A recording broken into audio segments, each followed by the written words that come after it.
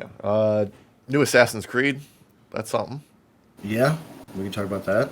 Could talk about new Assassin's Creed. Apparently, Sony's working on a new PlayStation handheld. Um, Okay.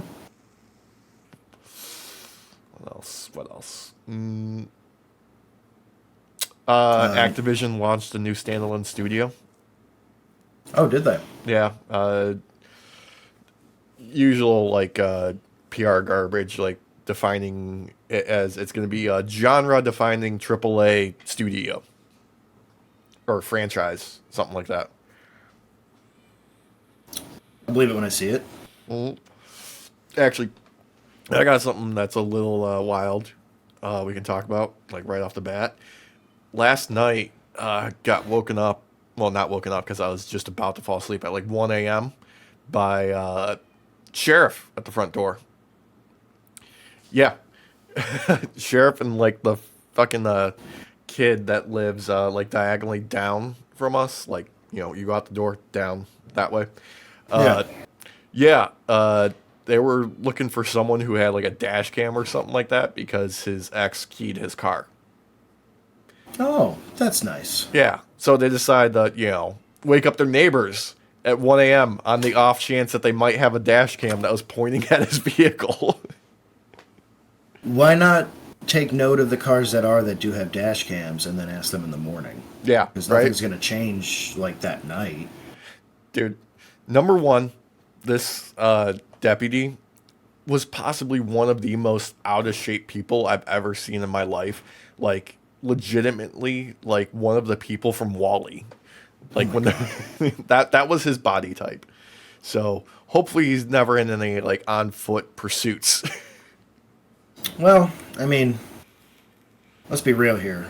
In most cases, we want the people to get away, so keep hiring guys like him. Yeah, that's true.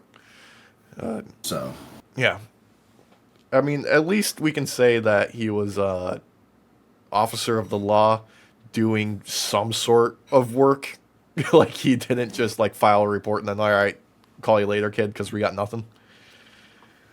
yeah, which is what most cops would do in that Yeah. situation because there's really not a lot to move forward on. But, Yeah. I mean, there's a limit to how gun ho you should be. And I think timing matters. Yeah, timing's important. Scared Yeah. the shit out of my girlfriend. She was in bed reading, fully immersed, like in her book, Mm-hmm. and the knock and the doorbell goes and just scared the crap out of her.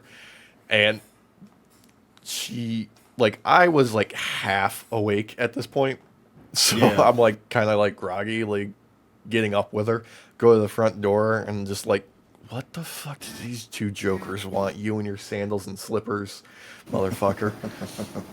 And she points out, like, after the fact, after they're gone, and I'm wearing my Live, Laugh, Lucifer shirt.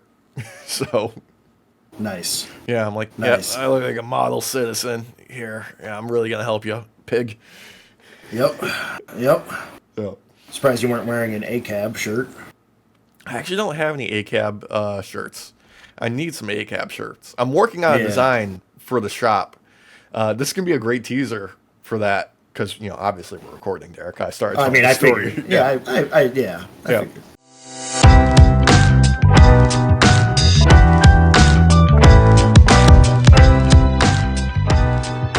yeah. But I'm working on a design with like some graffiti and like a cartoon cat, and it's gonna say like, "Cool cats don't talk to cops."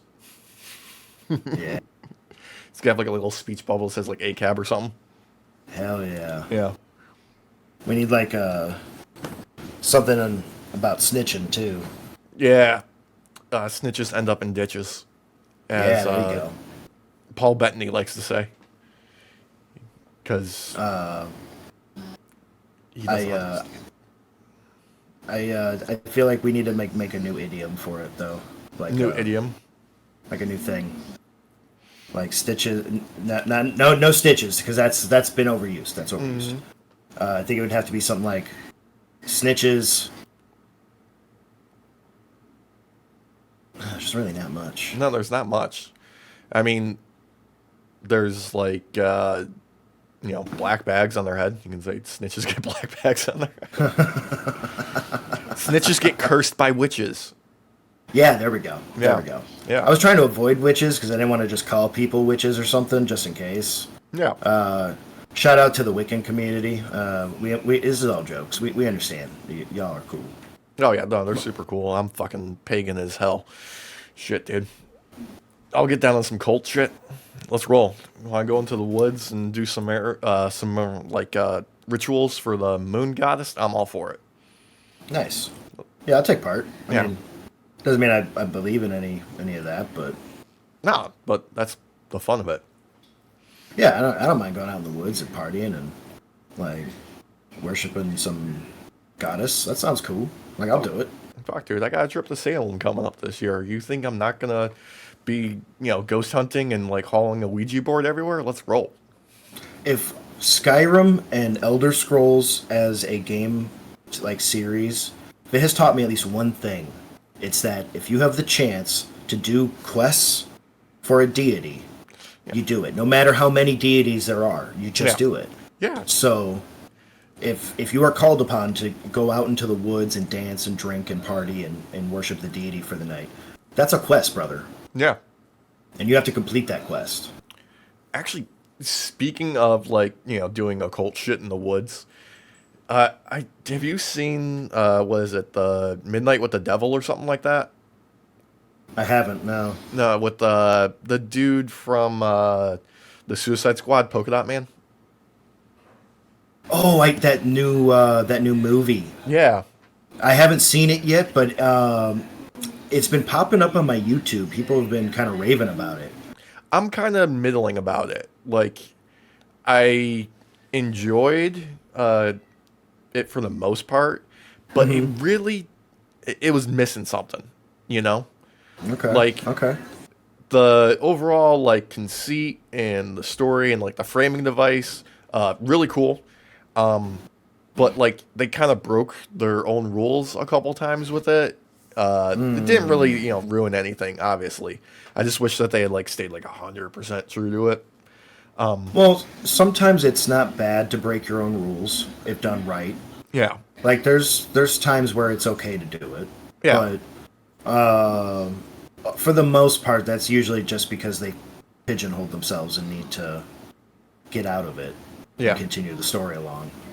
But there's a lot of good build to it. There's some good tension building moments. A lot of the Hitchcock mythology of tell people that there's something wrong without it going wrong, so that way there's time for it to raise the stakes. But really, I expected a little bit more. Okay. I'm still gonna see it though. I admit, because I haven't watched any of the YouTube videos, but they just keep popping up in my recommended feed. Yeah. I think it's probably just because of watching Red Letter Media. But 100%. Shout out to Red Letter Media, by the way. If any of you haven't seen them, highly recommend watching their stuff. It's awesome. On the same subject too. Rest in peace, Roger Corman. We just lost him. Yeah. Gosh. It's just sad. All these B-listers and C-listers and everything. People who literally defined certain styles of characters over the decades. Come on. Dude, not only that, legitimately created one of the most infamous B movies of all time that didn't even get released with Fantastic Four. Mm-hmm. Yeah, and I haven't seen that whole thing. I've only ever seen little snippets. I've never been able to find the whole thing. I think you can find bootleg DVD versions on eBay and shit. Yeah, I want to see that so bad, man. So bad. Actually, it might be archived somewhere on the Internet Archives. You know what we need? What? We need a Neil Breen movie that is based around him getting the footage and releasing it. After he does some add-ins and such, because he has a green screen now. He does. He did an entire movie on green screen and stock images. Jeez. Neil Breen is one of those guys that I think he's peaked. Okay. I think he has reached like his critical mass of creativity, and like now he's just like trying to replicate what he did before but can't figure out what was the special sauce that made it work, you know? I think I know what the special sauce was. Stealing the dishes off of the top of people's homes and using them for movies. Because nobody uses them, so it's not like they're going to notice they're gone. You No. know what I mean? No. The only thing that's up there that people actually use is that big bowl that's plastic for popcorn. That's the only thing Yep. up there. That's the only thing up there. That's it. And even then, it's so much quicker to just put your popcorn out onto the asphalt and just cook it that way. So, Dude, it's so fucking hot here right now. It's like 98 degrees. oh god, oh my god, Nick Lachey levels of fucking hot. Yeah. Ugh. Ugh. You don't go full 98 degrees. No, Let me you tell you don't. that right now. All right, that's when you hit Nick Lachey levels, and that's just that's toxic. That's toxic behavior. You don't do that. You know, that's actually a great throwback to the early 2000s. Because, Derek, you know what today is? What? It's May 19th. Do you understand the significance of May 19th in wrestling? I don't actually. Okay. So this is like an early 2000s fucking throwback. You're going to love this. And it all revolves around Kane. Oh god. Okay. Yeah. So remember when we did that episode about WWE movies? Yes. Yeah. Oh, is this the See No Evil movie? Oh, is this when it came out? Yeah, it had a release date of May 19th, and WWE was trying to find a way to promote it within the show. So anytime somebody mentioned the date May 19th around Kane, he would just go ape shit. And just, like, roid rage and like choke slamming people and losing his fucking mind, and nobody really knew what was going on. I think they were talking about like the movie like backstage one point, and like Big Show was trying to calm him down, and he said, say that day and I will kill you, I swear to God. And Big Show is just like, what are you talking about? And you start repeating May 19th, May 19th, May 19th over and over until Kane like punched him in the eye. Oh my gosh, could you imagine if modern day Kane heard that while he was standing in a room full of immigrants? Yeah. And Oh man. the best part is like it carried between like multiple feuds. Like there was some shit with like Shawn Michaels and like the Spirit Squad. I think somebody had a shirt one time that they were wearing that said like May 19th, like handwritten all over it over and over again. I'm surprised. Wait, what year was that again? I think it was like '06. Okay, so Eddie had already passed then at that point. Damn, I was gonna say because you know, Eddie would have jumped in on that and would have pulled some great shit to be able to cheat in a match by using Kane. Oh yeah. Like, but the funny thing is there was always like Kane would like rise around in like the ring and shit, and like the commentators wouldn't really take notice of it. Like they were no selling it for sure. Oh god, because they're probably embarrassed. And they're probably kind of weirded out having to promote an internal movie in that way. Because, let's be real, that's, while creative for marketing, because, I mean, you have to be creative when it comes to marketing. Not everything is just a formula. It can be, sure. There are formulas for it, but some of the best marketing is very viral and very avant-garde. Yeah, look at Blair Witch Project. Like they disappeared the whole cast when they were getting ready to have that movie come out. Like they just laid low and pretended like they were actually dead. Yeah, it could have worked. Honestly, it could have worked if maybe if it wasn't Kane. Maybe if it was someone who could act. Yes, yeah. Like imagine if they decided to take the Rock back in the day down like a darker route, like that, like a lot darker of a kind of character. He would have been good for that because he would have been able to sell the shit out of that. Yeah, But that's looking back. That's hindsight type shit. Like, and it would have totally stunted his creativity and stunted his growth. But he's the type of guy who could act that out and make it work. I mean, to be fair, at that point in time, he was like Hollywood rock. I mean, he was able to pull off Scorpion King even with that terrible fucking CGI. That's actually a movie that I'm willing to rewatch sometimes. Yeah, oh, dude, the Mummy movies, Dude. fucking Shout out to frickin' Brendan Fraser, though, brother.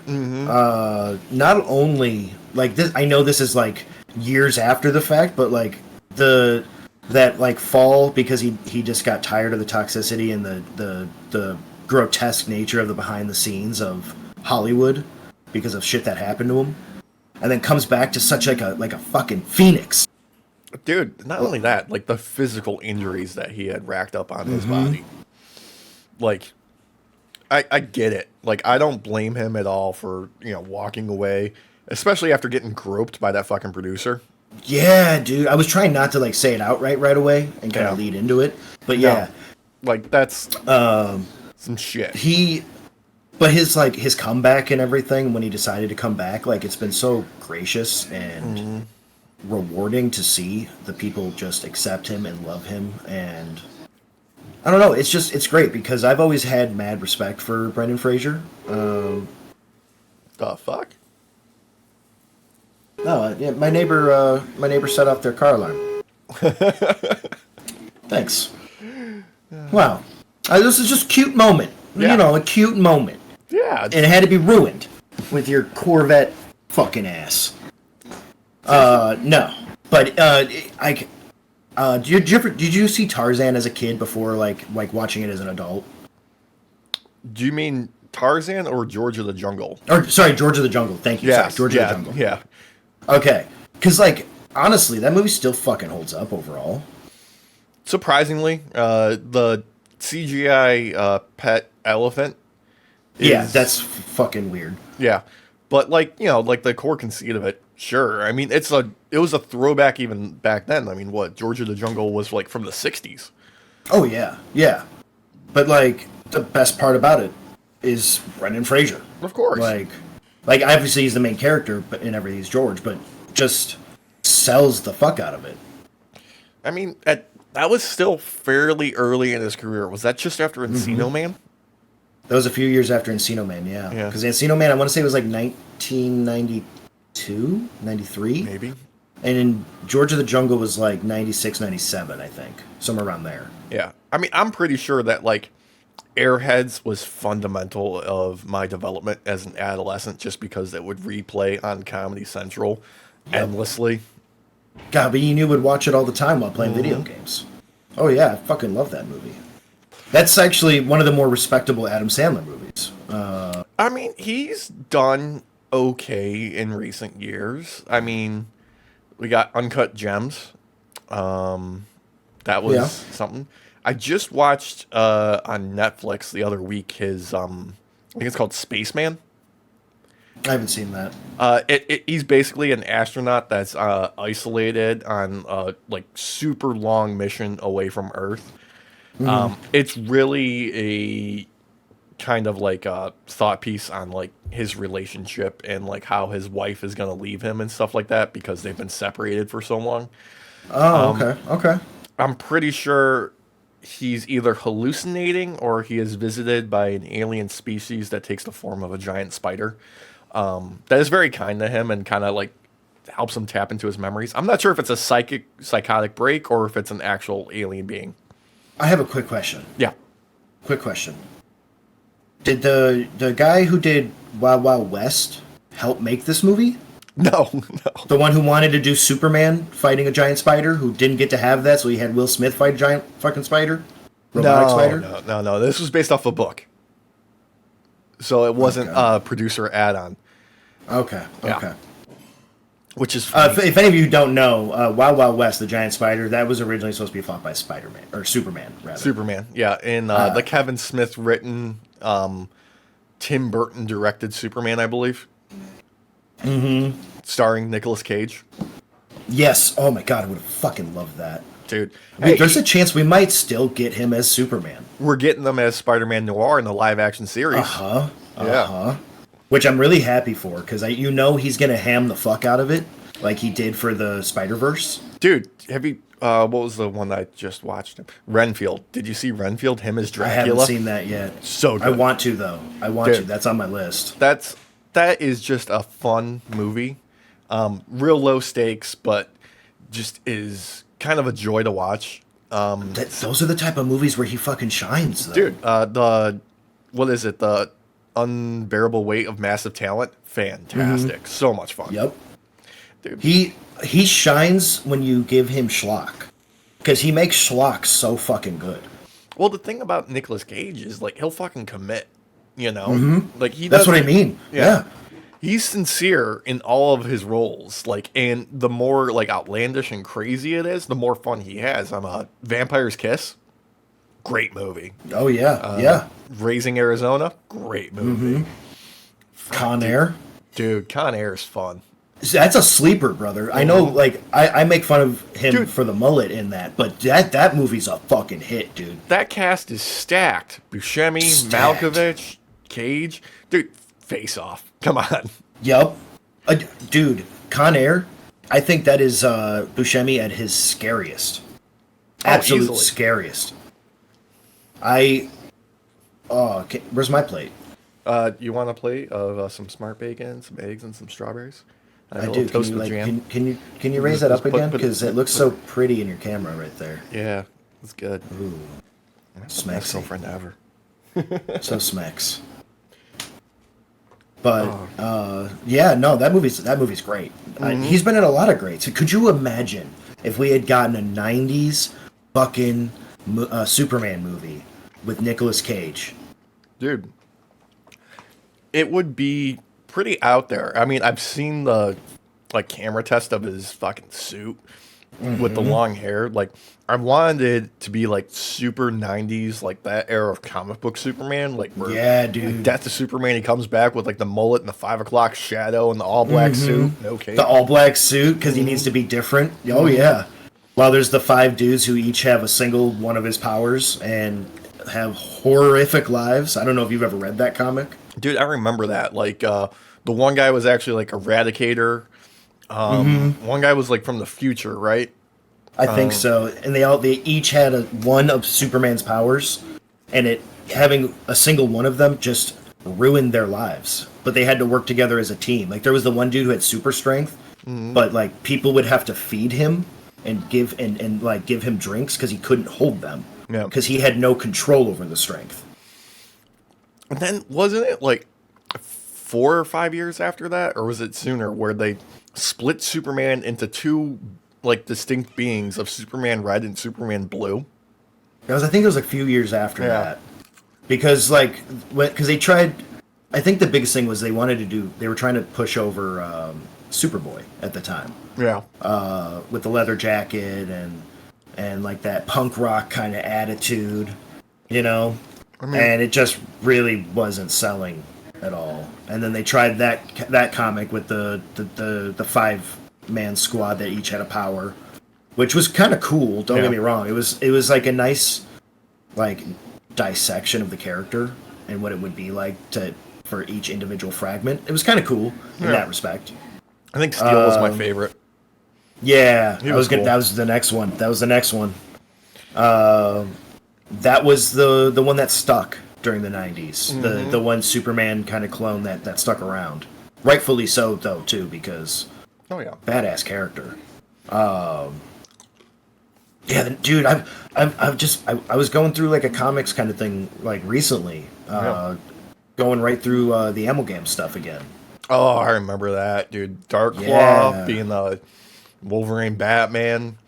Dude. Captain America and Superman mixed. And, dude, it's crazy. That's too much patriotism for one being, though. Without. Oh my God! Seriously.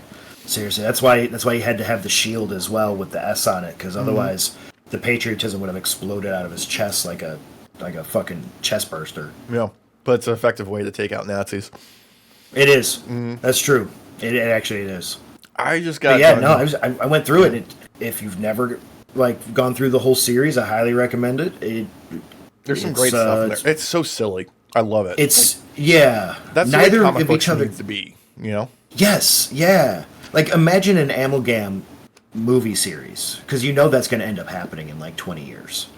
Oh, when Disney gets enough money to buy like DC from Warner Brothers or just Warner Brothers wholesale, because David Zaslav loves nothing more than cutting his budget. Yep. Yep. Exactly. Make a bunch of money and then never see the return on it. Mm-hmm. Speaking of comic books, I just got done rereading all of Invincible again. Ooh, that's dude. Yeah. I need to start the second season up for the show, but god damn, is that a good comic book series? Oh man, dude, I just love like Robert Kirkman at his best needs an endpoint. That's what he needs. If he doesn't have that, he's just gonna keep going until it's diminishing returns. That's why the Walking Dead comic just kind of ends. Because it was just like, all right, I'm done. Yeah. I'm done.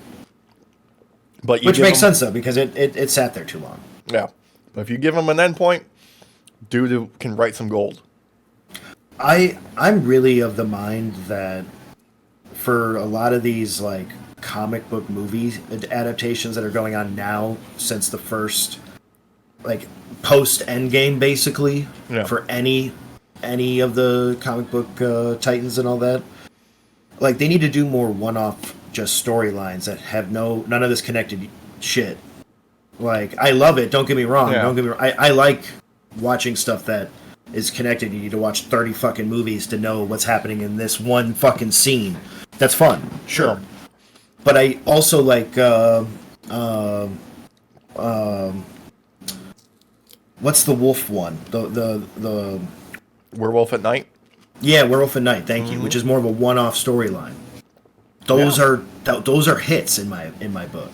I thought She-Hulk balanced it pretty perfectly, where like you have outside characters that are involved in the story as like, you know, cameos, bit parts, side characters and stuff like that, but you don't need any additional background outside of what's in the show. Yeah, I know a lot of people like hate on that show. I fucking love that show. Yeah, it's fun. I honestly think the shows is where you get the best storytelling for a lot of this stuff because you get more time to cook with it. Yeah. Because don't get me wrong, like Infinity War and Endgame, I had my doubts initially. I think we all did when it came to that many characters in a storyline, but they were able to do it. I just don't think that's something you can always do. Occasionally, like, I will still go back and watch the clip from Endgame where somebody recorded their in-theater experience on opening night when Cap gets Thor's hammer and you can hear the crowd going absolutely buck wild, and then the portal scene. Like, that, like, it warms the deepest, darkest parts of my heart. You know? Oh yeah, I get goosebumps still every time I see both of those scenes. Yeah, Cap's my favorite, you know that. Oh yeah. Cap encapsulates. That's funny. Wasn't even trying for that, but no, like Cap overall. I love the idea that like they even show it off in the movies, and I think they do it better in the movies because you have you have Chris Evans, who's an amazing actor, and he's so good. Yeah, and if you give him a chance to chew up a scene, he's going to do it. And he really got to do that with Cap during his time as Captain America. And the biggest thing about Cap to me that I love that they did was they decided to go full nomad with him and full anti-government. Like, I love my country and the people within it, but I do not trust the government. And Cap's character throughout all the years has always been on the right side of history. Except for the one time that they made him a Hydra agent, but you know. Yeah, I mean, and I do enjoy, though, the subversion of the character like that. I think that needed to be done. I don't think it was pulled off that well. No. And I think when they put an end to it, that was done well. The only real good storyline that came from that for me was the Deadpool storyline with using him as Hitman. Have you been keeping up with, I believe it's Ultimate Spider-Man? Not in a while. Okay. They just did a new uh, series within it where they have brought back Peter Parker, but it is an older Peter Parker version of him that didn't Okay. lose Uncle Ben. He lost Aunt May. And Uncle Ben actually works at the Bugle with Peter. Peter is married to Mary Jane, and they have children. And Oh. like he's full on, like he's fully like realized adult Spider-Man. And it he And it why, works. why did Aunt May have to die then? What? I don't know. I haven't actually read it yet. I've been. Oh God. That's I'm waiting that's for a awful. collection to go through it to make sure it's all right. There's like still like kind of a darker kind of theme to that though. Oh, dude, come on! That It's feels like Spider-Man. There's surface a level? canon event. Like he's got to have a tragedy Oh, of defining course. moment. There's a reason why we all, even as adults, can still gravitate towards Spider-Man. Yeah. Like a lot of these experiences are things that we all experience, whether it be Miles Morales, Peter Parker, what's his face, the 2099 guy, whoever, whichever form of Spider-Man. Oh, Doesn't matter Miguel? who it is. Yeah. Yeah. You can always connect to Spider-Man because like they always try and keep that character somewhat grounded towards real issues to some degree. Oh yeah, it's totally Like, grounded at least to have internalized. your fiance get trapped in an alternate dimension that moves time faster than it does relative to you when she ends up falling in love with a person native to that environment and they adopt Mm-hmm. two kids that are from another separate dimension. Then they get pulled back and now you're Yep. being cucked by an alternate dimension guy from 3 months ago. I mean, who hasn't been cucked by an alternate dimension guy from three cucks ago? I guess. Yeah. Yeah. Yeah. We'll go with that.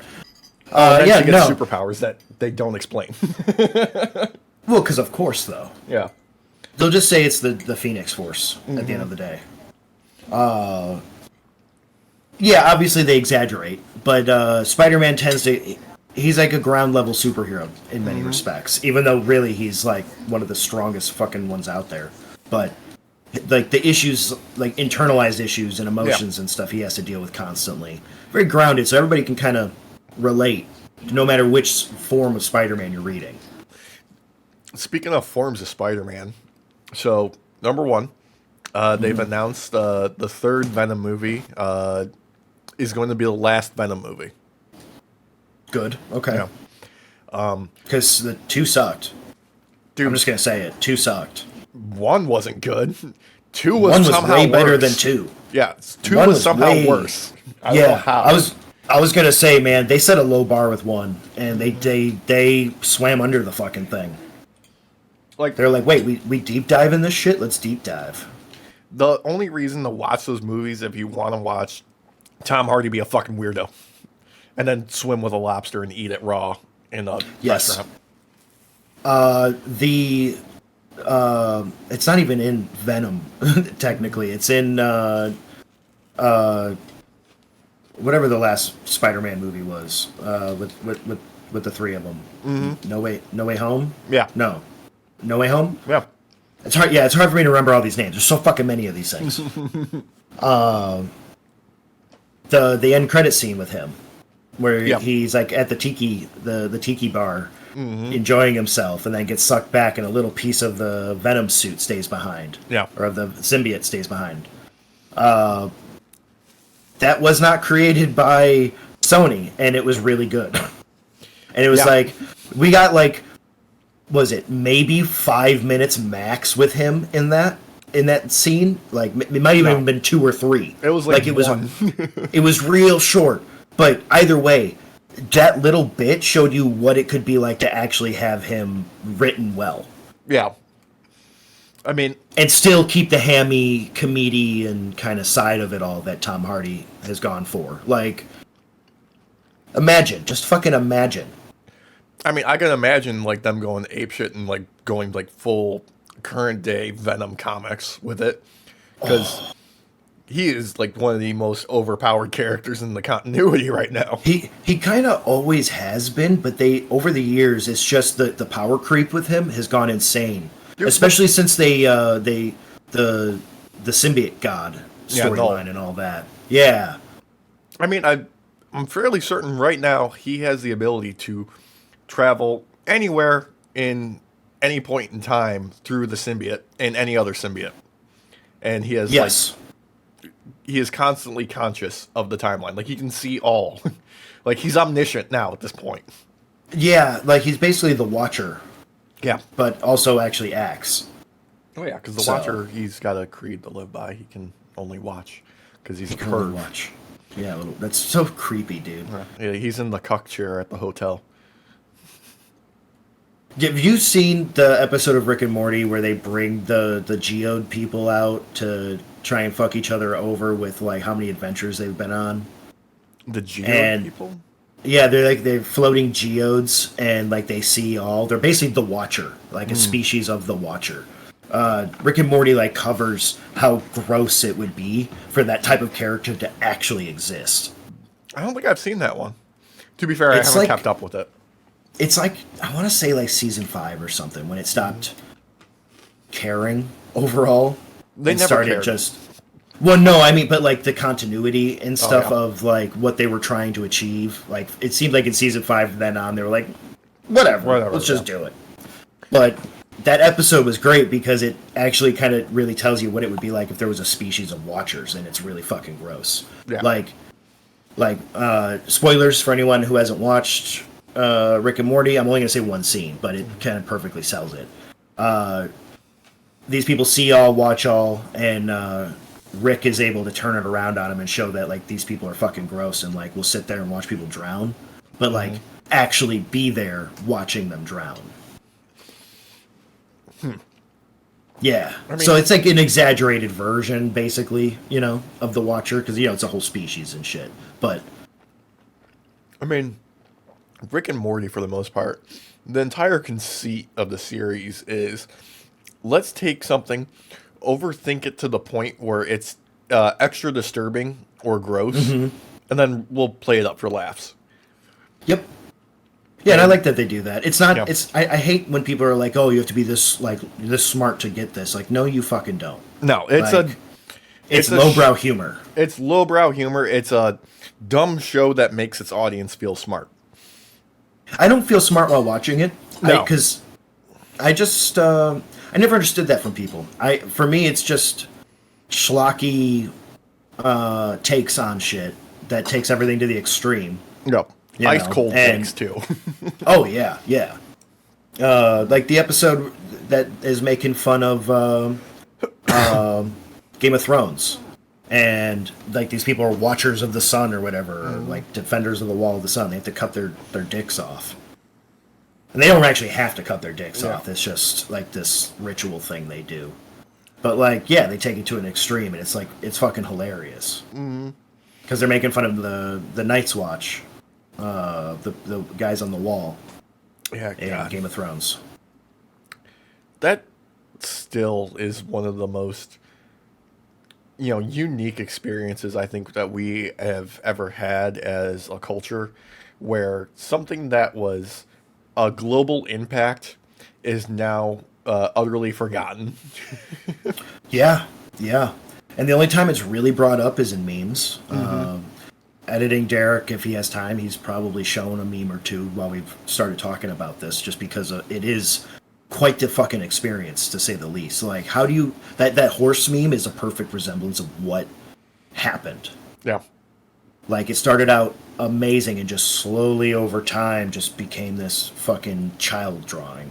Like just this shell of itself. But that's the thing, though. Like, it's actually retroactively worse than that, because if you go back and start watching from the beginning again, like I attempted, the first scene from the get-go, the one that, like, sets up everything, means nothing now. Means absolutely nothing, at least for like 7 seasons, or like Yeah. 6 seasons. Means absolutely nothing. Yeah, like, It's so weird. the last seasons actively destroyed the continuity, the storytelling, and the characters throughout the entire series. Now, I understand, because someone, if they decide to comment, will likely be like, well, George R.R. Martin never finished the story. That doesn't make this better, and it doesn't No. bode well for the people who then had to actually write based off of his stuff, because it shows how shitty of writers they are. Yeah. And how either rushed they were near the end, which I know they were to some degree, because season 8 should have been like 3 fucking seasons on its own. Let's be real. Yeah, probably. But you have all of this source material that you could go off of, and you decide to do this. Like, okay, spoilers for anyone who hasn't seen this fucking show, but I mean, it's been 5 years since it ended, so let's be real. You've probably at least watched some of this shit. One of the things that pisses me off the goddamn most is when they actually fight the fucking undead, right? They fight the Night King. And I don't care about how the Night King dies necessarily, compared to what actually pissed me off the most. No one in this show, from like season 7 on, ever asked a tactics instructor or like a medieval tactics historian how some of these things would have happened, like these battles. Like the Battle of the Bastards would not have fucking gone down like that. Like, at all. At all. Like, that was so fucking weird and dumb. But the one that pisses me off the most is when they go up against the Night King and they put their ballistas or their trebuchets and their fucking catapults outside the walls and outside the safety perimeter of the ditch they fucking dug. Out there in the front. Like, what? Those things have range. Fucking use the range. Yeah. And then, and not only that, not only that, like the Dothraki, right? The fucking horse guys that are based off of fucking Mongols. like the Mongols and like Kazakis and all that back in the day, right? They send them out there, and you see all these torches and stuff, and they all just kind of like slowly, until like really quickly at the end, like all get snuffed out basically, and then until you just see some horses and shit come back. Yeah. I don't know who they decided to use when writing what would happen in a battle like this, but that is not how fucking horses and mounted people would be used. You would not see cavalry go in like this. No, they don't charge head first in there. No, they're flankers. They're skirmishers. Like, what the fuck?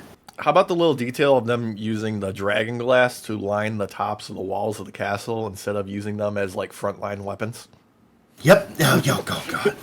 and then for the people who did have them, were only the rich people. Yep. Like, okay, granted, the archers had them, but archers kind of sometimes had money, because, like, granted, knights had money too, but, like, archers were rich enough to learn how to use the bow enough to also stand back far enough. But, like, they were usually, like, your trappers and hunters and, woods people. At least back then. If we're going off real life type shit. But, yeah.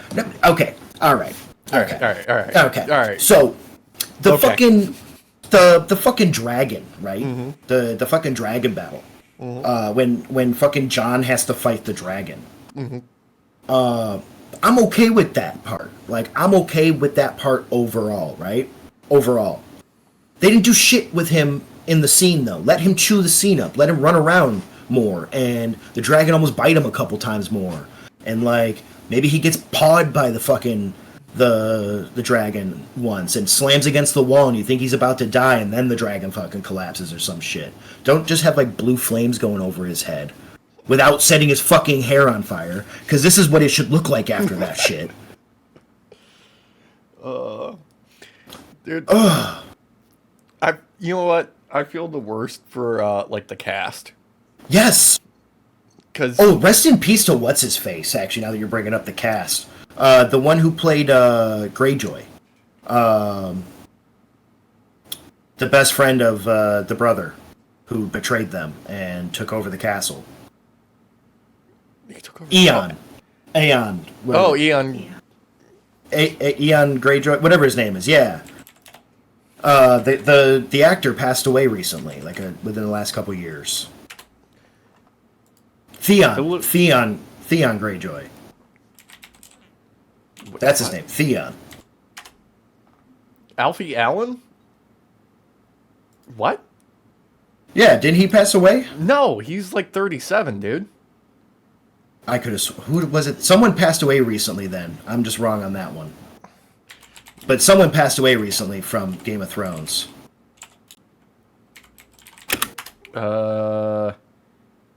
Ian Gelder one of the older Maybe- Lannisters.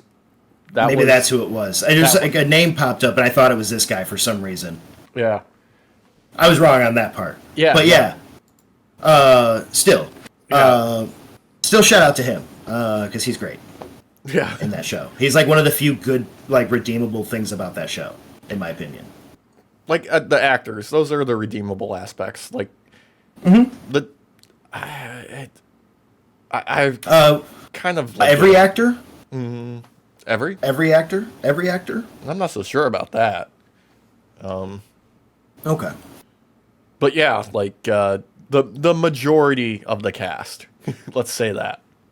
Like every person who played the Mountain too? Oh yeah, that's right. There's like 3 or 4 of them, and they're all like bodybuilders and shit.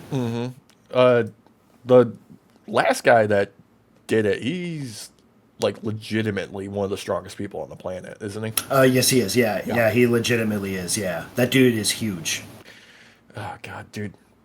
But the Fucking actors are clicking what bolt. kept me, like, the actors are what kept me watching it. Like, especially the Clegane like storyline.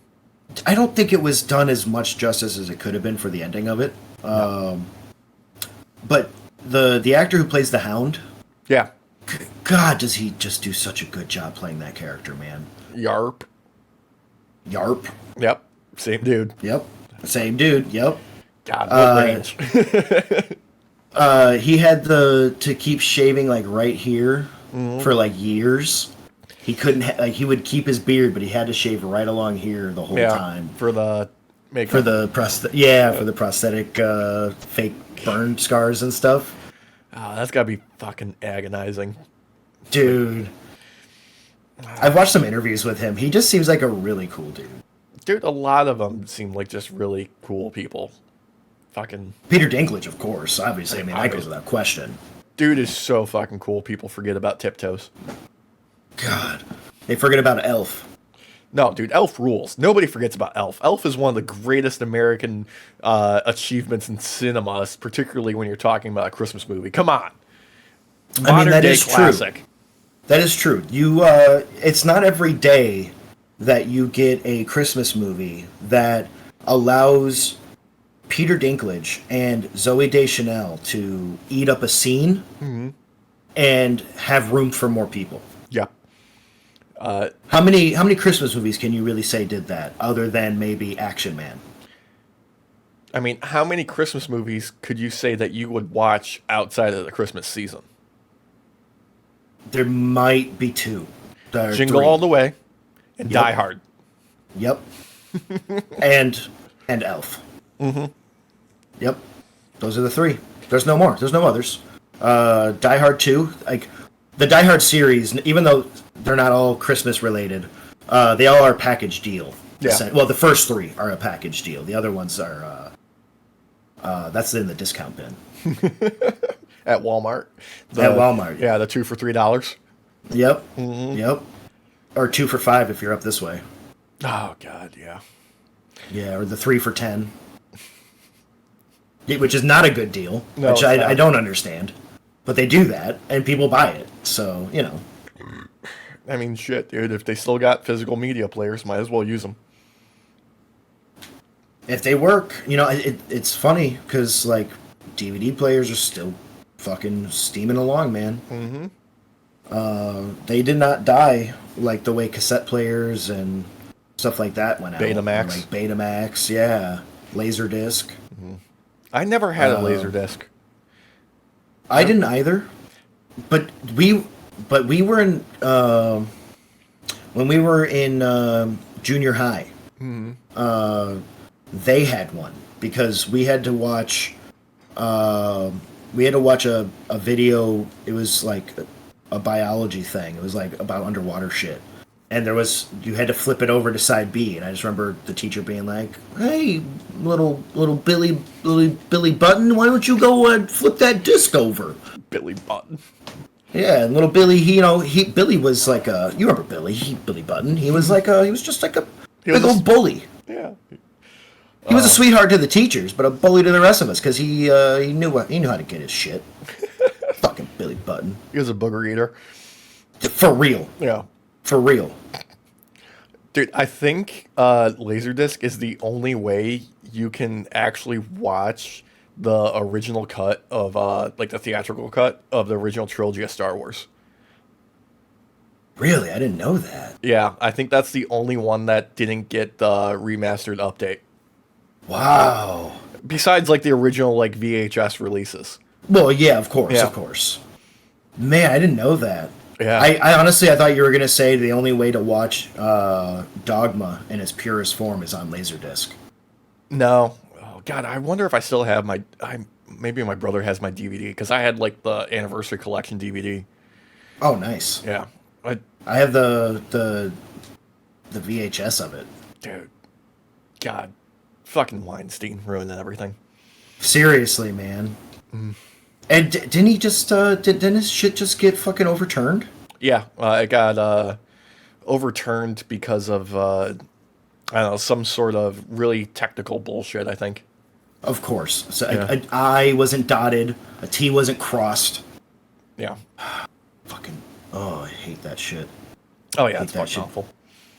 I hope he has the day he deserves. Yeah, in prison behind bars, rotting away. Yeah.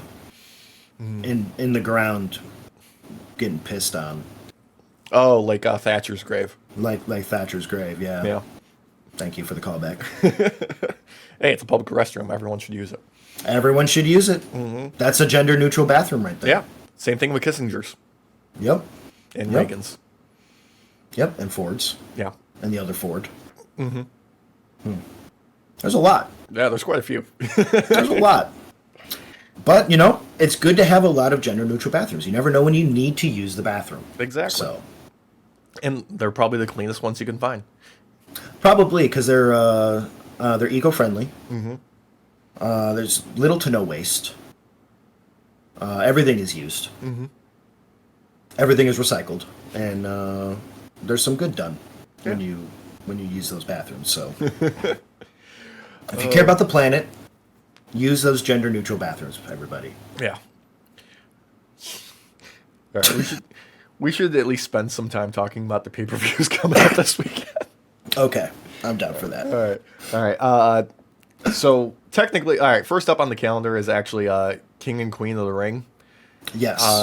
25th, 1 p.m. Eastern, because it's in fucking Saudi Arabia again. Yeah, which God, I don't think they should be doing shows there. Like, I get why, I get it, Do you? but No. Do you actually get why specifically, like the actual like fiscal amount? it's a ton of money. It's like was like $1 billion deal or something like that. It is more money than they made cumulatively on WrestleMania. Like every Makes sense. WrestleMania combined does not equal the dollar amount that they've made doing this deal with Saudi Arabia. Oh, it makes sense. Like Yeah. it's how women are treated is my big kind of deal about it. Because Yeah. like we've heard issues with how women wrestlers were treated before, and having to repeat that sucks. But hopefully they're getting bigger paychecks because of it. Oh, they better be getting bigger paychecks. I mean, and I don't know how they could convince talent to go back there otherwise after that whole incident with the airplane and then being grounded and trapped there for like over a day. Yep. Dude. And I mean, we saw the aftermath of all that. So like, why? Well, the money's worth it, I guess. Yeah. But I don't know. I just like I'm still gonna probably watch it, obviously. But yeah, that part it's that part that annoys me. Yeah. Bothers the shit out of me. Tell you what bothered the shit out of me about this build up to it is the Nia Jax Jade Cargill match where Jade got disqualified for using a chair after Nia straight up Yup. actually like made accidental contact. Like Yes. I'm all for some like, fucky finishes here and there, but that could have been cleaner. That could have been cleaner. Yes. And That shows that Nia still has some work to do.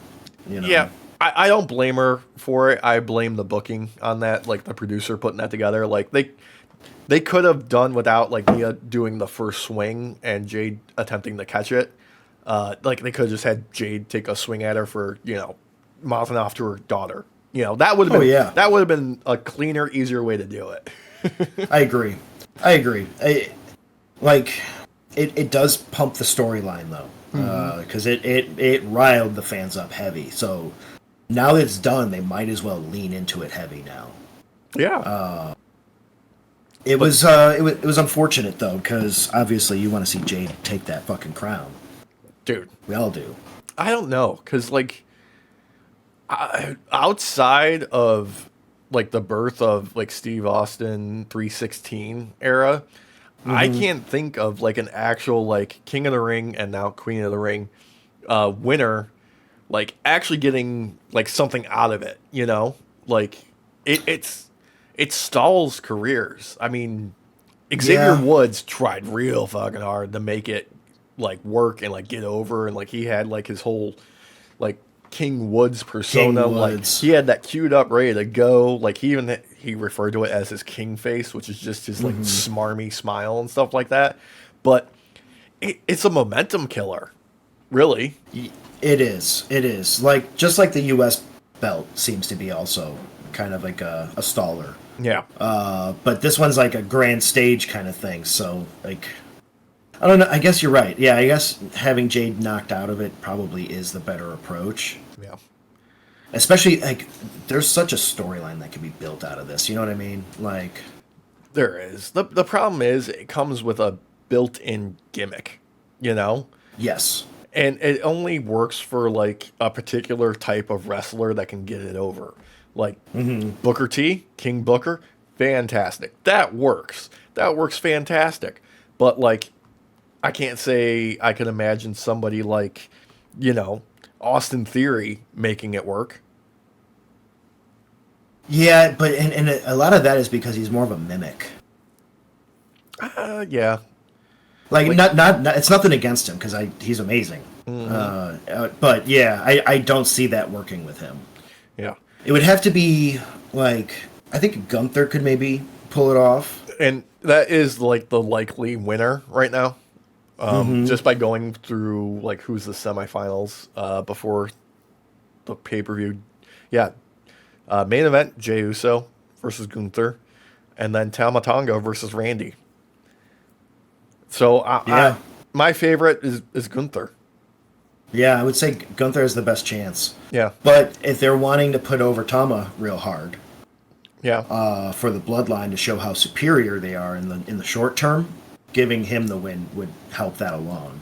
It would, but at the same time, like, I'd want to kind of keep Gunther looking strong in this instance, where like I want him to be up at like the top of the card. So like they've got to do a Same. finish that's like super fucky, and make him not look weak in defeat. Yeah. I mean, it could easily be like a DQ kind of situation. Yeah. But Gunther's the one I would want to actually take it overall. Because I don't think a short-term gain of having Tama take it would really pay off that well down the road, because no one's going to remember it. Yeah. Like, I also don't want really Gunther to have it because I feel like he doesn't need it either. Yeah. No, he doesn't. Because he should be main card only. Yeah. So, at this point. Because what's the other stuff on the card too? Because we already got Cody versus Logan Paul. Yeah. We got a three-way for the Intercontinental with Sammy, Bronson Reed, and Chad Gable. Got Becky versus Liv for the World's Women. And then the finals for the tournaments. Yeah, and again, I think Logan, because is the belt's not on the line, right, for Logan? Logan's belt is not on the line because he brought his own contract. He Okay. tore up the one that was on the desk on SmackDown, and was like, "Nope, I'm not losing my belt. We're only going for your belt." So I mean, he's losing obviously now. Yeah, he's losing. I mean, but we all kind of knew that. There's no way they would take the belt away this quickly from Cody. They could if they had something to do with it, but it's not going to happen. Not this weekend. I honestly, I think the earliest you would see of the belt get ripped from him is probably like SummerSlam. Yeah. because it would give them time to build a storyline up to make it worthwhile to take the belt off them. I mean, that's kind of like their annual kind of like progress through the season. It's WrestleMania to SummerSlam, and then SummerSlam back to the Royal Rumble, and then Royal Rumble to WrestleMania again. Like, that's Yep. kind of the cycle. Exactly. So, like, if you were going to see the belt get dropped, I honestly believe it would be at SummerSlam. Yeah. But they would be building up a storyline to make that happen, too. And there's no storyline right now that would make that happen, in my opinion. They haven't built anything up enough. No. It seems like the current, like, creative process right now is just keep Cody busy until they've got the bloodline at the point where they want it. Because they're developing everything with the bloodline to the point where we're going to have, something actually happen that's interesting outside of just like Roman being involved. Yes. And then when Roman gets, plugged in, then we have, an actual like maybe finale to the Bloodline saga. Or at least we'll get closer to what will be the climax. And we still haven't seen Jacob Fatu in. No, we haven't. And yet he was signed though. So the rumor circulating right now is they haven't brought him in yet because they don't want him to outshine Solo. which it makes sense. I don't think Solo's position is solidified right now still, in my book. I like where they're going with him, though. They're developing him Yes. into a different type of character that in a slow but natural way. I really like, I mean, the gloves are fucking stupid, but the black and red suit that's money. Uh-huh. Yeah.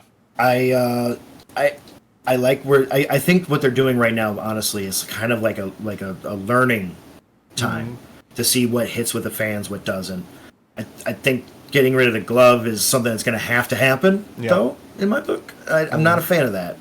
But you know how like with like old like gangster movies and shit, like when the guy in power, the Godfather or whoever is in power, gets taken out and the new guy in charge comes in and it's a lot more hostile, a lot more aggressive.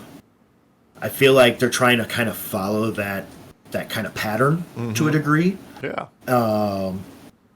And I think bringing Fatu in too early might not sell that aggressiveness correctly. Because then you're going to see more of a power struggle too early on. And I feel like they're trying to cement Solo at the moment. And I just don't think it's there yet. Yeah, I think you're right about that. Also, like, The Rock is busy doing other stuff.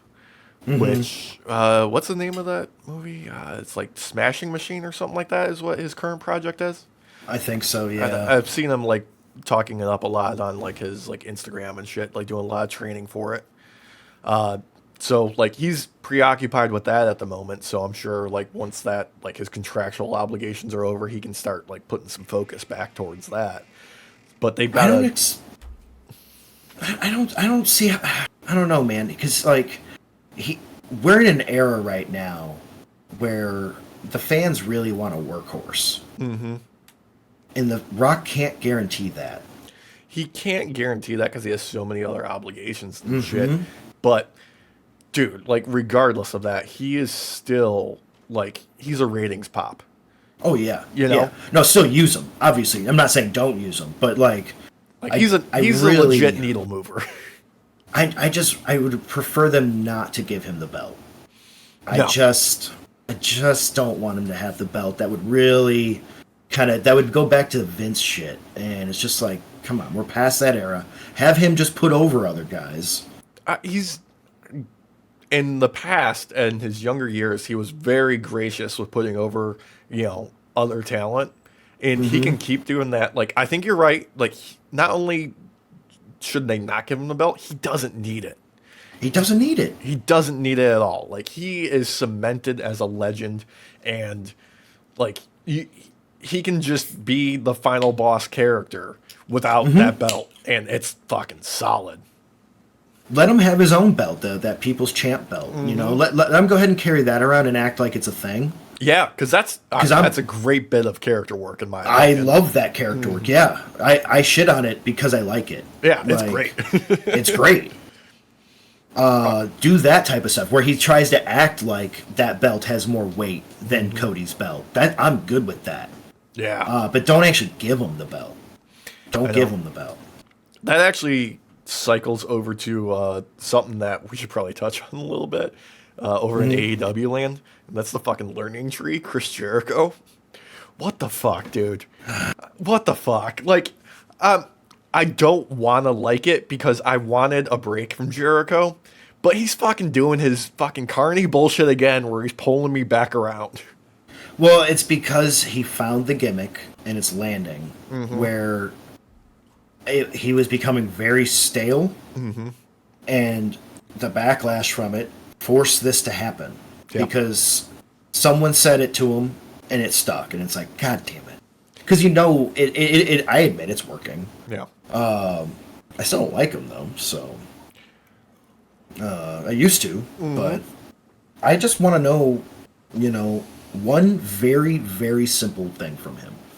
And that's where his wife was on January 6, 2021. Where was your wife, Chris? Where was she? If I'm not mistaken, she was ordering Omaha steaks using his promo code from the Chris Jericho podcast. While he takes a break from hyping up Fozzy. Yeah. In a bit of more lighthearted congratulations news, though, dude, I want to give my props and say congratulations to Ruby Soho and Angela Parker for recently just tying the knot. Yeah. They're pregnant, they've got a kid coming, they're married, really, living the kayfabe, like living the characters. It's so awesome. I'm here for it. I saw the post she made on IG. About it, showing the after show. Yeah, talking about it with the fans and everything. It was fucking adorable, fucking adorable, and I'm so happy for them. Yeah, they're like AEW may not be doing like phenomenally like box office right now as far as like ticket sales and ratings, but they're solid, and I think Warner Brothers is really high on them, particularly like the networks like TBS and TNT, especially now that they're not going to have the NBA anymore. That's going to be a fucking blow. So, like, hopefully that means that more, like, creativity and more, like, budget for AEW. Hopefully, because what else are you going to fill those time slots with? I'd like maybe we'll get, like, a new After Dark type thing. They did launch, what was it, Friday, the new series on YouTube. Have you seen this, Meal in a Match? No. So it's RJ City, Renee, and then a wrestler. In the first episode, it's Eddie Kingston. And they're literally just sitting down in a restaurant, munching on some, like, I think this one that they were at, like a barbecue place. They're just sitting down, having a chat, and they're just, like, watching, like, wrestling matches and just, shooting the shit. That's awesome. And I mean, that's awesome. Yeah, I'm gonna watch that. Hell yeah! Yeah, it's on. God. I think it's on TBS's YouTube page. Oh, speaking of YouTube channels, did you watch what's their faces from Funhouse that returned? Oh yeah. They've what's the name of their new channel? I'm bringing it up right now. It's something Goblin. It's like Space Goblin. Astro Goblin. Yeah. Hopefully, Eddie and Derek will throw the symbol up. Yeah. Because the artwork is adorable, and Charlotte got to draw for like a couple hours before the main office closed. Yeah. And make that up. Yeah, there's some movement happening right now with the former Rooster Teeth people. I believe Fuckface has been renamed Regulation Podcast under a new LLC that they've started up a new feed. Was it Face Jam is now 100% Eat. They've got a Patreon set up for their podcast and their shows and stuff like that. I don't know what James and Elise are up to. I'm sure they're biding their time, waiting for something to, decide on. She posted something recently about celebrating her birthday, so I'm assuming they're just taking some time together. I would like to see them over at Dropout. I think they would be fantastic at Dropout. I think they would be too. That'd be a good fit. Yeah. But I could also see them doing their own thing too. Mm-hmm. I don't know if we should expect live streaming though from them, because James really doesn't like live streaming that much. No, he likes control and edits in his Yeah. content. The only time I really see him like in long form unedited stuff is on podcasts like the Funhouse podcast, when they're on Kind of Funny's stuff. That's the only time Right. you really see them outside of like short, concise things. And I think James enjoys doing more scripted content these days.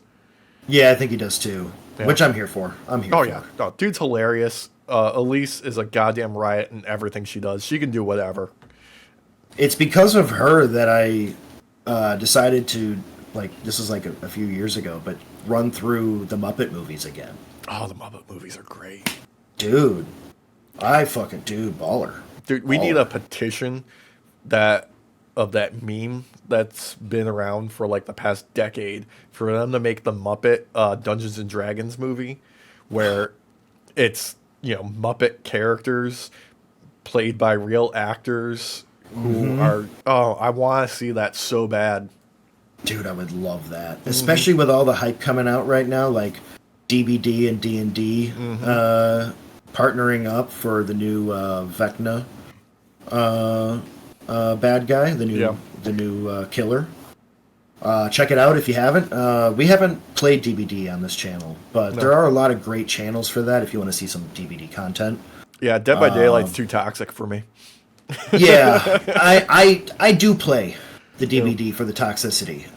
I'm not that toxic overall in the game. My most toxic trait in DBD is hounding the killer to chase me the entire time. Yeah. Because I like being chased, and I'm not the best at it or nothing, but I have fun.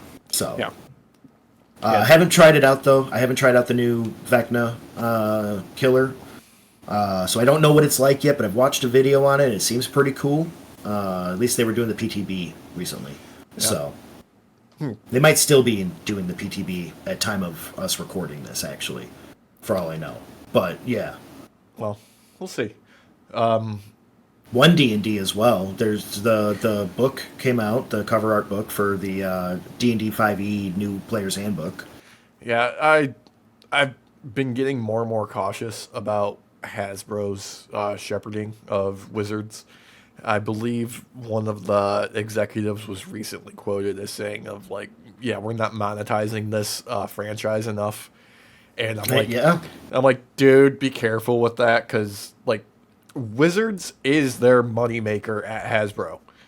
Like, I am sitting and hoping and praying that one of these days somebody at Wizards is gonna be like, look, let's just cut the deal now. Let's go independent. Let's separate ourselves from this albatross around our necks and gain some control back before it goes wrong.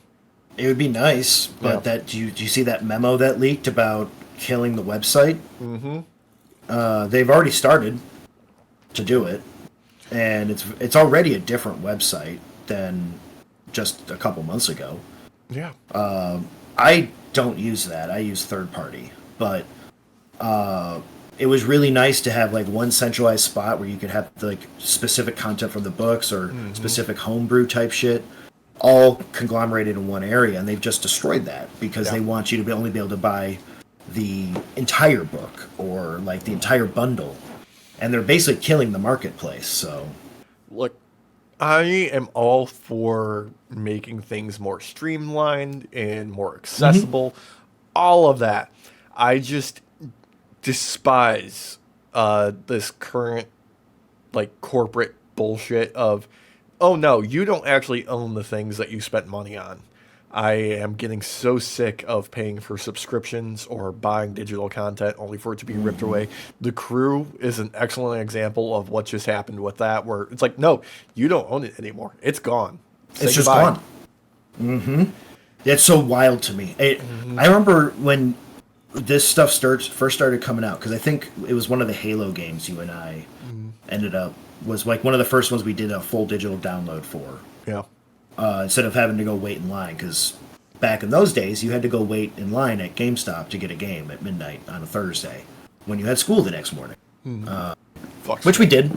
Yeah, I was gonna say which we did, and then Halo 2. You remember that? Waited in line, took that back, played till like 4 or 5 in the morning, and then went to school. God, that's cool. Ooh. Went right back to playing. And Yeah, then passed out. I kind of missed that to some degree, but I also hated it because I hated fucking standing in line. Yeah. But I'd be willing to do shit like that to actually fucking own the game. To actually have the physical copy, so I don't have to like hope and pray that they're still supporting the fucking game after I spent money on it. Yeah. Like, imagine these fucks who have spent, imagine these people, I shouldn't say fucks, because you're nothing against y'all, but those people that, like, play these games where you're constantly putting money into, like Hearthstone. Yeah. Like you're spending $80 for this, like, package deal.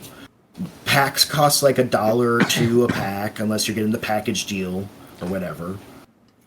They call them whales in those type of games. Imagine if that game just disappeared one day. Dude, there was something recently with Call of Duty. They were doing like a marketing tie-in with the King of Kong Godzilla movie. Did you see this?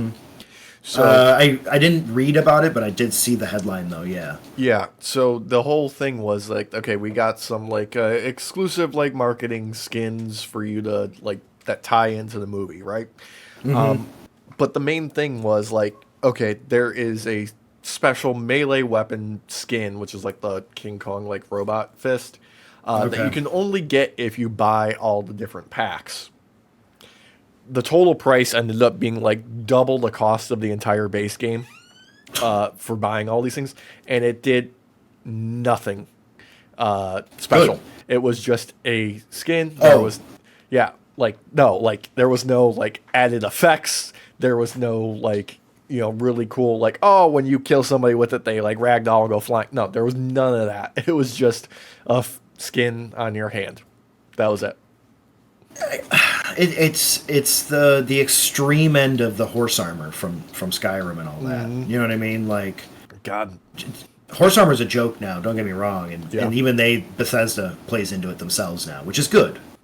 But like, that's the extreme end of where we've been led down to with this pathing. Like, fucking Dragon's Dogma 2. yeah, All of the microtransactions with that. The constant DRM with games. You constantly have to be online, or you're going to get screwed over and not be able to play your game. or EA again toying with serving you advertisements mid-game. I believe who is it right now is trying to figure out how to incorporate incorporating ads into games when you have the game paused. Oh God, I wouldn't doubt Sony.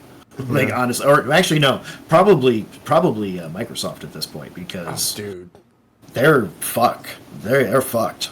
They are doing horrible. it's not that they're doing horrible; it's that they're doing horrible things. Well, that too. Yeah. It's they bought Activision Blizzard for so much money, and they've seen no return on investment, which any one of us could have said. So all the smaller studios that actually put out good fucking content for them are now being shuttered, or have been shuttered for the past month or so since time of recording. Dude. Like, it's crazy. It's not. I don't know, man. I don't like this where this kind of market is at right now with games, especially because for how long now? Like, at least a decade, we've been dealing with unfinished games being released. Oh yeah. Day one patches that are bigger than the downloaded original content just to fix the fucking thing. It's absurd, dude. God, I'm trying to think of like the last time I had a game that didn't need like a first day digital like update, or a game that didn't need to be connected online, or I didn't need a third party account to play online, or any of that. Unless you decide you want to bust out your 360 and play yourself some Reach. Yeah. Or God, some smaller indie games that are just fucking decent and not absurd. Like, Brother, yeah. pull out the Dreamcast and play some Jet Grand Radio.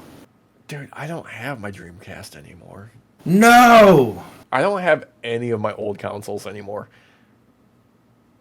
Dude, actually, speaking of consoles, did you hear about PlayStation? Their record numbers for PlayStation 5? Oh, They are at 50% of what they sold number of units compared to the PS4. that makes sense actually, because Microsoft is also doing horrible when it comes to console sales. Consoles are dead, in my opinion, man. I don't think we might get one more generation, Yeah, but that's it. And if we get anything beyond that, they're just going to be computers, basically. basically. I'm just pulling So, up some random news articles. Apparently, new report: the next Call of Duty is going to be on Game Pass. God, they're trying everything they can to get those Game Pass numbers up, man. It ain't going to happen. It ain't going to happen. They're going to be as successful as all those whiny little bitches bitching about fucking the new Assassin's Creed game and historical accuracy. Dude, fuck that. I will play Assassin's Creed whatever Shadows if it's good.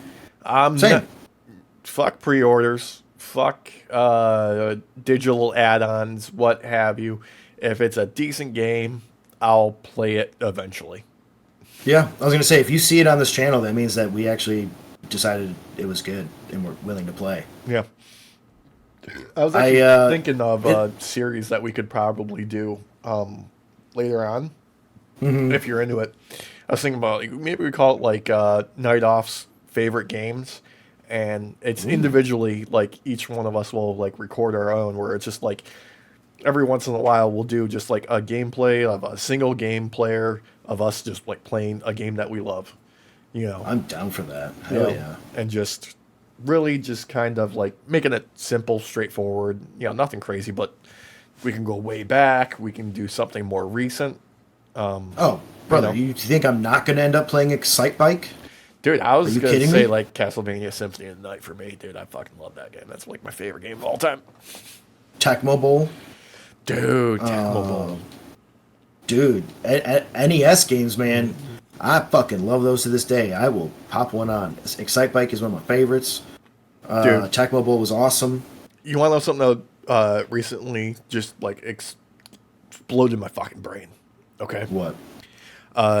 Somebody uploaded a photo of the manual for Duck Hunt. Mm-hmm. Did you know the second player controller could control the birds? What? Yeah. What? Yeah. Are you fucking kidding me? Yeah, Duck Hunt was a 2-player game all along. And wait, you get points for not getting shot? I don't know, but like, yeah, you could like pick the direction that they flew in and shit. We need to play this as an emulator and figure out how to No, get this done. No, don't say. Oh those no, not words. an emulator. No, no. The legal copy of I think it might be on the NES Mini. I think. Yes, Yeah. or the Switch Marketplace. Yeah. A legal copy. Yes. Where we can play together with both of our Switches. Yeah. And yeah, that legal. Yeah, legal. Legal. Insert that SpongeBob rainbow right there. Yep. All right, before we wrap up today, we gotta talk Double or Nothing. Yes. Because I have it in the title above us, so we gotta at least touch on it. Yeah, we at least touch on it. Then. Yeah. All right. Let's start TNT Championship. Adam Copeland, Malachi Black, barbed wire steel cage. Yeah, this is going to be a great match. I'm really looking forward to it. Adam is selling it real fucking hard. But I mean, both of them are. But obviously, because he has the belt, it's a little bit more on him. I can't wait. I think this is going to be a great fucking match, man. I'm looking forward to it. I love these more hardcore style matches, and I love that Copeland's feeding into it real heavy. The most interesting aspect of it to me is there are reports going back at least a year now that Malachi Black refuses to lose in singles competition. Really? Yeah, which is why that he's always in like tag and the trios matches. So there's a chance he's winning then. There's a chance he's winning, but it's also, dude, it's Copeland. It's Adam Copeland. Like, it could go either way. Yeah, I mean, I'm not gonna be mad if Copeland loses, but like that's crazy to have in your contract. That's a crazy stipulation. That's like Hulk Hogan levels of bullshit. It is. I know. And he's been leaning into it, and the rest of the House of Black has also been leaning into it, like quietly online, of Oh like god. playing into the joke of whether or not it's true. So we'll see. There's got to be some truth to it. There's smoke. There's some fire. Yeah, I think it's just hilarious, though. Maybe there's like a certain number of matches he's allowed to lose. Maybe. And it's like point. It's less than one, but greater than 0. Mm-hmm. So Yeah, but also definitely looking forward to it. It's gonna be probably buck yeah, wild. I still am. Because either way, you're gonna get a great show out of it. Because I mean, let's be real. Adam's been top tier lately when it comes to this shit. Like Dude the is nail on. bat and everything. He is having so much fun. I love it. Yes, Yeah. and I wonder if this is like how he wants to be sent out. I think. Oh yeah, He's doing these crazy ass matches until he just can't fucking do them anymore. I know. Like he's not putting up a lot of L's lately. Like he's refusing to lose in kind of the best way. He is really giving like some of the younger talent like everything he can. But no, I'm still winning, dude. That's how it goes down. Like you know who I am. Come on. It worked with Sting, especially did. with Sting's final match. You know what I mean? It did. That run was amazing. Mm. Honestly, I think that run is one of those that defines wrestling. Yeah. Different style, different outcome here is the international championship match. Roderick Strong, Will Ospreay. Dude, that's gonna be a banger. Like this is Either gonna be the way, match to yeah. watch. Like Yes, this is the big one. like all right, we've expounded on Will Ospreay and his matches at these pay-per-views in the past, but people do not give Roderick Strong enough credit. Like the dude is a wrestling machine. He has got a gas tank on him that is endless. He's got an extra reserve. Like he can go 60 minutes like it's nothing. I think he's gonna win actually, because I feel like Osprey, like even though he's on his rise right now, he's one of those guys that will put you over and sell your shit so hard. So I'm expecting Osprey to lose, but it's going to be one of those type of matches that's not about who won and lost. It's going to be the match itself. Oh yeah. Also highly recommend. Think it was the previous episode of Swerve's podcast, Swerve City podcast with Will. There is there's the usual like banter and whatnot that you have when you got a couple of wrestlers that got history like them, but they get into it on the Batman, the Matt Reeves Batman with Robert Pattinson. Yeah. They go off like they are like on a rant against each other on whether or not that movie is good or not, that and what it needed and what it didn't need, and like it's pretty good. I would highly recommend checking it out. It's like the last 20 minutes of the podcast. God, we could talk for a half hour on its own just talking about that movie, trying to dissect what's good and what's bad, because there's a lot to dissect on that one. Yeah. I disagree with Swerve's take that Catwoman didn't need to be in it. No, it needed Catwoman. You need to establish Catwoman early on in my book, actually. I don't know either person's take, but I hope one of them at least has the creepy Bruce Wayne is the correct kind of Bruce Wayne to show off. Oh yeah, dude. Like Bruce Wayne deserves to he needs to be an outsider. He needs to be a weirdo. Yeah. Like Michael Keaton Batman was like one of my favorite versions of Bruce Wayne.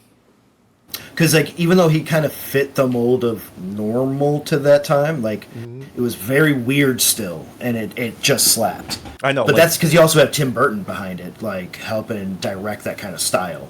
Yeah, but just like the weird shit of hanging upside down instead of sleeping, and the you want to get nuts? Let's get nuts. I saw the clip of him reprising the role as Batman in the Flash movie. Yeah, I still haven't seen the movie, Me but either. I watched the clip of him fighting a Kryptonian, and even though yes, it's like CGI Batman. Like those times where he gets to be in front of the camera, though. It's Dude, Michael Keaton. dude. Like, was it the Oscars with Schwarzenegger and DeVito, where they're calling him out and he's singing the audience and he's got like the little ascot and just the come on, He's like, come on, come on, come on. Oh yeah, full on Batman, dude. Imagine if they did. They'll do it. They'll do that movie. Yeah, That's that'd gonna be cool. happen. Oh yeah, come I on. hopefully it's like a low budget film though. Mm-hmm. I want a low budget Batman movie. Yeah, like even a short film, like make it like 45 minutes. Yeah, just covered like just that like arc itself from beginning to end. Just follow it through like a comic. Yeah, I'd love that. Dude. Let's see. Another interesting match we got, TBS Championship match. Willow versus Mercedes Moné. Nice. Finally. Yeah, we'll see what happens here because this one could go either way. Yes. I'm kind of on the boat of, yeah, you could give Mercedes the belt right away and be, good. Like that's expected. That's fine. There's nothing wrong with that. I'm also of the mind of having her lose to drive like a full like heel persona is also good in my book. That's actually what I'm hoping for, Yeah. personally. I want a heel run from her like that. I don't think she should win tonight, personally. I'm okay if she does, obviously. Yeah. But yeah, I'm on the same opinion where this could create an amazing heel run for her if she loses. Yeah. And I'm just excited to see her actually in the ring Yeah. wrestling because, God, she's been out for over a year now, I think. And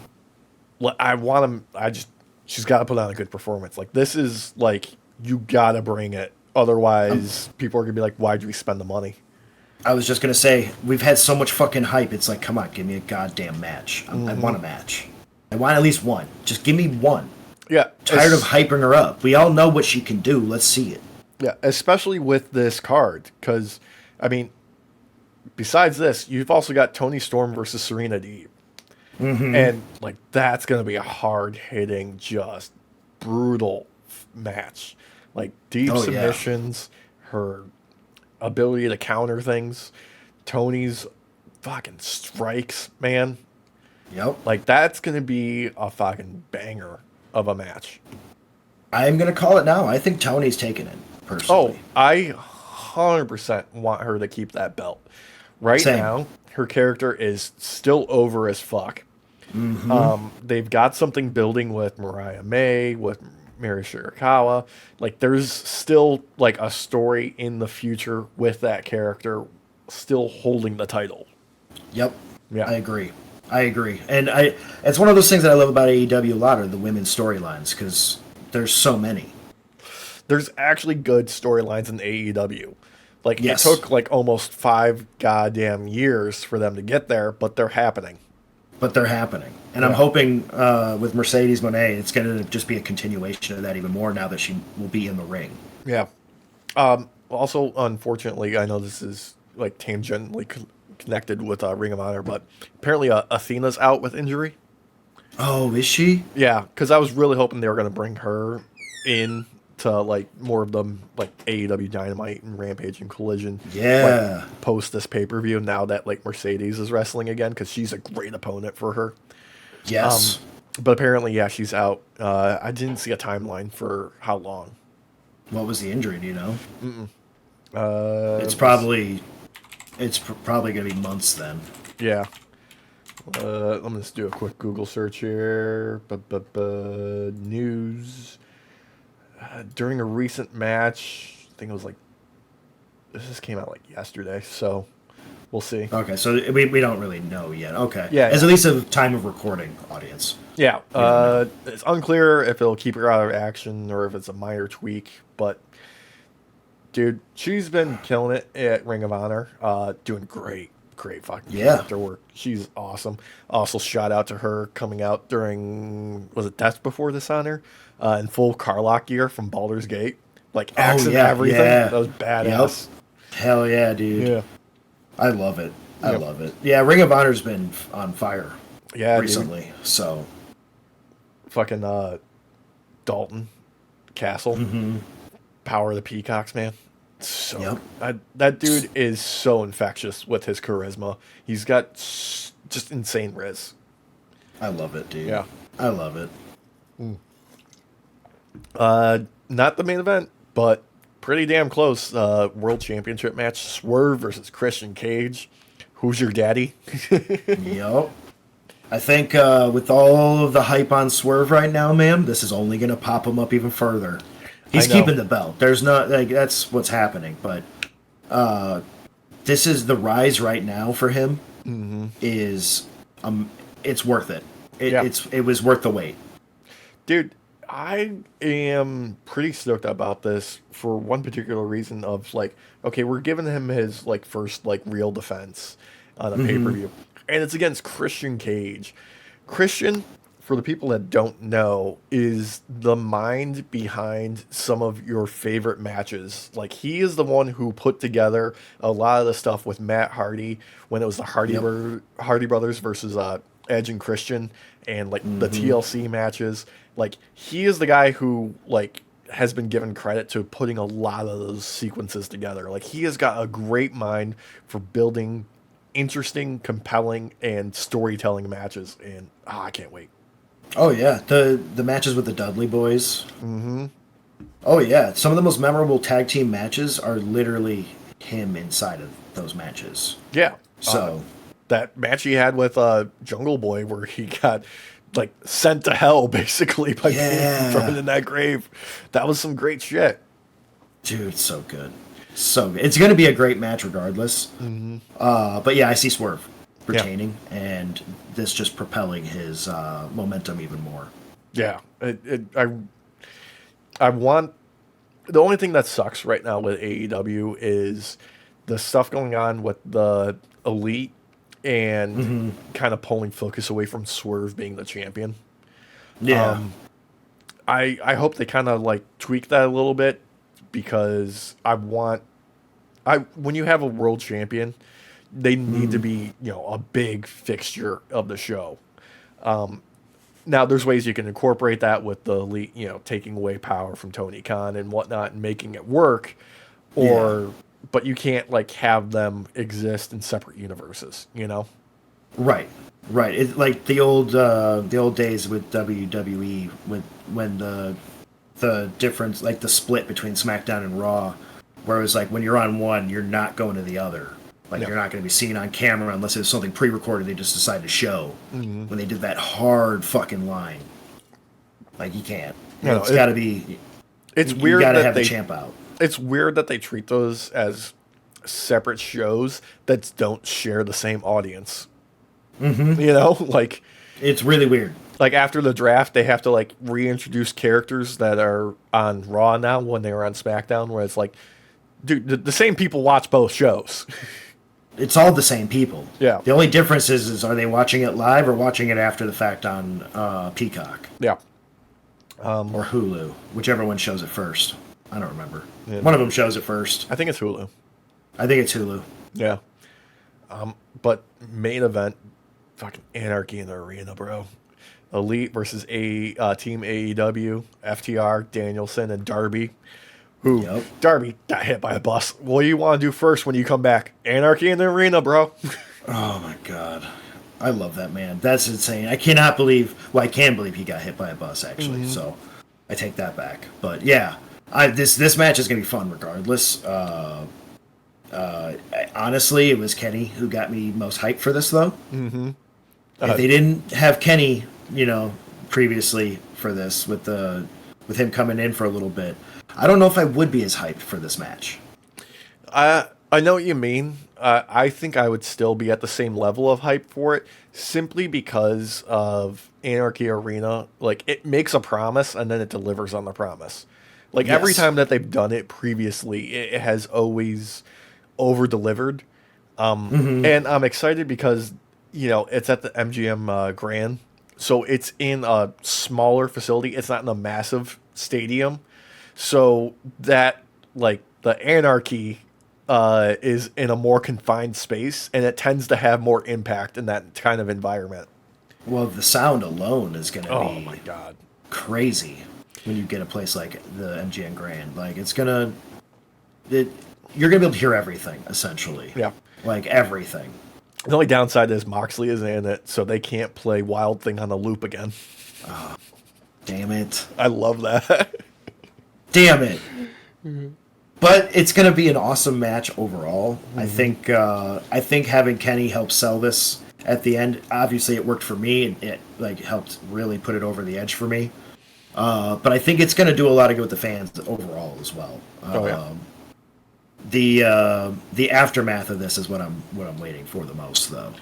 Yeah, I'm waiting to see what kind of shenanigans the EVPs of Matthew and Nicholas Jackson cook up for this.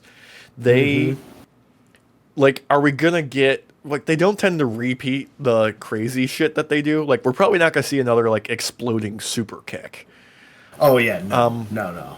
But we might get, like, maybe an exploding barbed wire table bump or something. Yeah, or something glass related. Yeah, real glass. Again. Yeah. Cry Me a River. Shout out to all the fans who were real close to all that happening. Yeah. We maybe get some Tony Khan action again. Like, he might return still in the neck brace. And then rip it off. Yeah.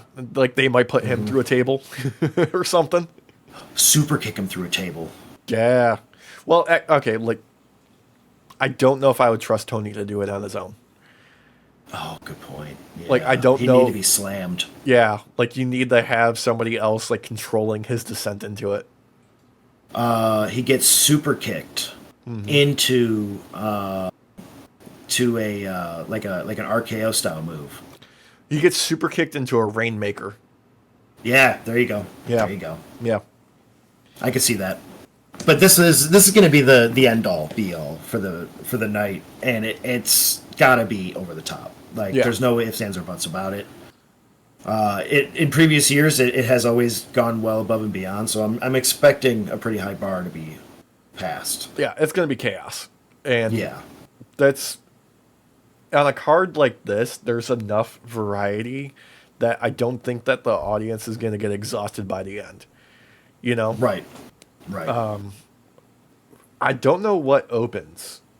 To be honest with you, I'm thinking maybe Copeland versus Malachi in the steel cage. That would make sense, actually. Yeah. Especially if Copeland's going to drop the belt. Yeah. Like, you would want that in the beginning. Yeah, I think I would want that to open, then maybe go to TBS Championship match, then International, then Women's, then Swerve versus Christian, end with Anarchy at the Arena.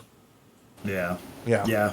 I would say that's right, because at the very least, you need to follow up with like Osprey or something if you're going to start off with Copeland. I know, like, the main thing is you got to try and not exhaust the audience right off the bat. Yeah. You know. Yeah, it's. I think you might be right though. Overall, I think you're right on the setup. Because a lot of these, even though they're going to be great matches, there's going to be many of them that are going to be considered mid card. Yeah. So.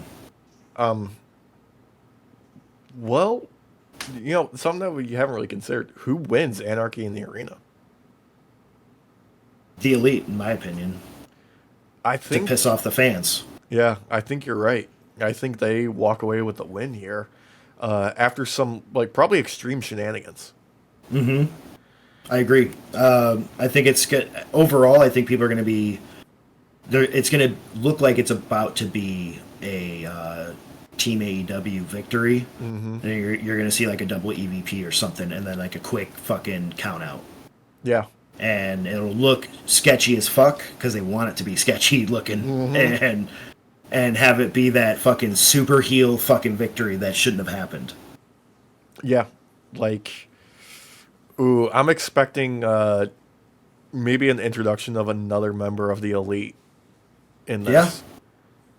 I don't know. Well, because it would give a reason for Kenny then to cut more promos. Yeah, from a hospital bed. Yeah. You know what I mean? Like, it would. Oh god, that was so good. Yeah, so good. God, I fucking loved it. Apparently, he is imminently going for surgery. Okay, so that is happening then. Yeah. Well, that's a good thing, though. That's a good thing. I mean, it's a good thing because they've finally decided on a treatment plan for him, I guess. But Yeah. fuck, it sucks. I mean, I don't know how much of their intestine that's gonna be gone, but damn, that sucks, dude. Yeah, it's a good thing we got a lot of it. Mm-hmm. We have 2 versions too. Fuck, dude, I'm an idiot. Hangman. What? Oh yeah, Hangman Page. Yeah, Hangman's gonna come in and fucking save the day for the Elite.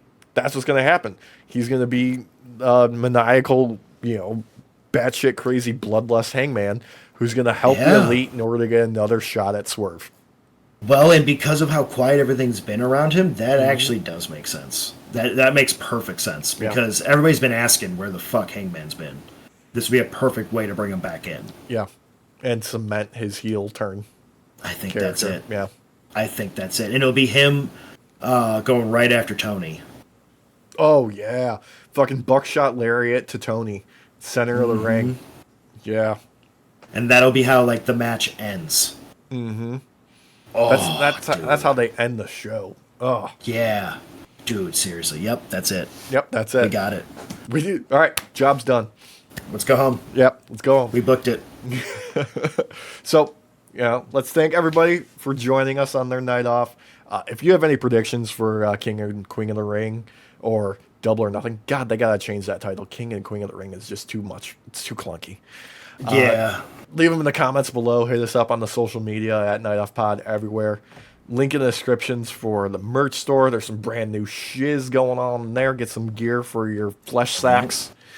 I'm wearing some of the original gear, but it's still good. I got It's still good. I got my samples of the new stuff on the way. It's not here yet. Nice. I can't wait. Yeah. But we'll see you next time. Good night, everybody. Yeah. Have a good night, everybody. Peace.